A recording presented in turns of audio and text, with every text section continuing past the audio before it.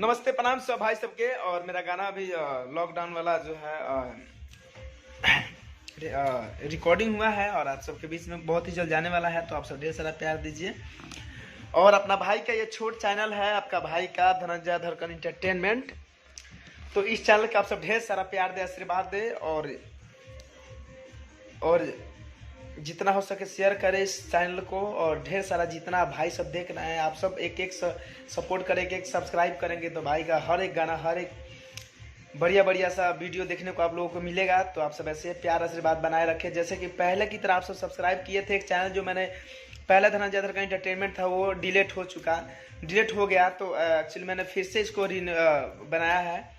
तो आप सब इसे ढेर सारा प्यार दे, आशीर्वाद दे, इसे सब्सक्राइब करें। और बहुत ही अच्छा आप लोगों के बीच में फिर से गाना भेजने वाले हैं। चलिए, लव यू दोस्तों।